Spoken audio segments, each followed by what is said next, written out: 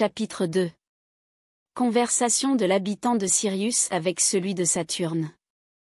Après que son Excellence se fut couché, et que le secrétaire se fut approché de son visage, il faut avouer, dit Microméga, que la nature est bien variée.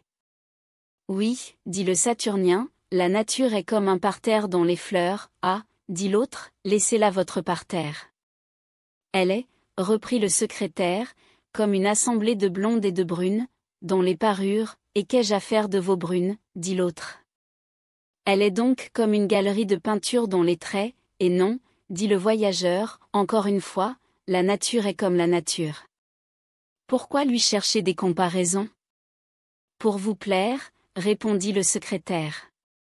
Je ne veux point qu'on me plaise, répondit le voyageur, je veux qu'on m'instruise, commencez d'abord par me dire combien les hommes de votre globe ont de sens. Nous en avons 72, dit l'académicien, et nous nous plaignons tous les jours du peu. Notre imagination va au-delà de nos besoins, nous trouvons qu'avec nos 72 sens, notre anneau, nos 5 lunes, nous sommes trop bornés, et, malgré toute notre curiosité et le nombre assez grand de passions qui résultent de nos 72 sens, nous avons tout le temps de nous ennuyer. Je le crois bien, dit Microméga, car dans notre globe nous avons près de 1000 sens, et il nous reste encore je ne sais quel désir vague, je ne sais quelle inquiétude, qui nous avertit sans cesse que nous sommes peu de choses, et qu'il y a des êtres beaucoup plus parfaits. J'ai un peu voyagé, j'ai vu des mortels fort au-dessous de nous, j'en ai vu de fort supérieurs, mais je n'en ai vu aucun qui n'ait plus de désir que de vrais besoins, et plus de besoins que de satisfaction. J'arriverai peut-être un jour au pays où il ne manque rien, mais jusqu'à présent personne ne m'a donné de nouvelles positives de ce pays-là. Le Saturnien et le Syrien s'épuisèrent alors en conjectures, mais, après beaucoup de raisonnements fort ingénieux et fort incertains, il en fallut revenir aux faits. Combien de temps vivez-vous, dit le Syrien. Ah, bien peu, répliqua le petit homme de Saturne. C'est tout comme chez nous, dit le Syrien, nous nous plaignons toujours du peu. Il faut que ce soit une loi universelle de la nature. Hélas! Nous ne vivons, dit le Saturnien, que 500 grandes révolutions du Soleil.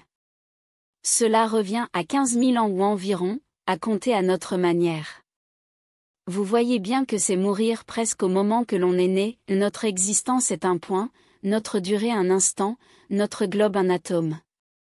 À peine a-t-on commencé à s'instruire un peu que la mort arrive avant qu'on ait de l'expérience. Pour moi, je n'ose faire aucun projet, je me trouve comme une goutte d'eau dans un océan immense.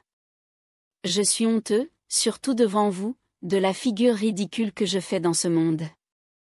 Microméga lui répartit, si vous n'étiez pas philosophe, je craindrais de vous affliger en vous apprenant que notre vie est 700 fois plus longue que la vôtre, mais vous savez trop bien que quand il faut rendre son corps aux éléments, et ranimer la nature sous une autre forme, ce qui s'appelle mourir, quand ce moment de métamorphose est venu, avoir vécu une éternité, ou avoir vécu un jour, c'est précisément la même chose. J'ai été dans les pays où l'on vit 1000 fois plus longtemps que chez moi, et j'ai trouvé qu'on y murmurait encore. Mais il y a partout des gens de bon sens qui savent prendre leur parti et remercier l'auteur de la nature. Il a répandu sur cet univers une profusion de variétés avec une espèce d'uniformité admirable. Par exemple, tous les êtres pensants sont différents, et tous se ressemblent au fond par le don de la pensée et des désirs. La matière est partout étendue, mais elle a dans chaque globe des propriétés diverses. Combien comptez-vous de ces propriétés diverses dans votre matière? Si vous parlez de ces propriétés, dit le Saturnien, sans lesquelles nous croyons que ce globe ne pourrait subsister tel qu'il est, nous en comptons 300, comme l'étendue, l'impénétrabilité, la mobilité, la gravitation, la divisibilité, et le reste.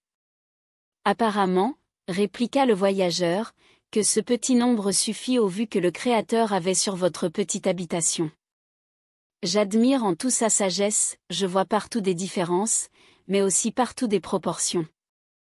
Votre globe est petit, vos habitants le sont aussi, vous avez peu de sensations, votre matière a peu de propriétés, tout cela est l'ouvrage de la Providence. De quelle couleur est votre soleil bien examiné? D'un blanc fort jaunâtre, dit le Saturnien, et quand nous divisons un de ces rayons, nous trouvons qu'il contient cette couleur. Notre Soleil tire sur le rouge, dit le Syrien, et nous avons 39 couleurs primitives. Il n'y a pas un Soleil, parmi tous ceux dont j'ai approché, qui se ressemblent, comme chez vous il n'y a pas un visage qui ne soit différent de tous les autres. Après plusieurs questions de cette nature, il s'informa combien de substances essentiellement différentes on comptait dans Saturne. Il apprit qu'on n'en comptait qu'une trentaine, comme Dieu, l'espace, la matière, les êtres étendus qui sentent, les êtres étendus qui sentent et qui pensent, les êtres pensants qui n'ont point d'étendue, ceux qui se pénètrent, ceux qui ne se pénètrent pas, et le reste. Le Syrien, chez qui on en comptait 300, et qui en avait découvert 3000 autres dans ses voyages, étonna prodigieusement le philosophe de Saturne. Enfin, après s'être communiqué l'un à l'autre un peu de ce qu'ils savaient et beaucoup de ce qu'ils ne savaient pas, après avoir raisonné pendant une révolution du Soleil, ils résolurent de faire ensemble un petit voyage philosophique.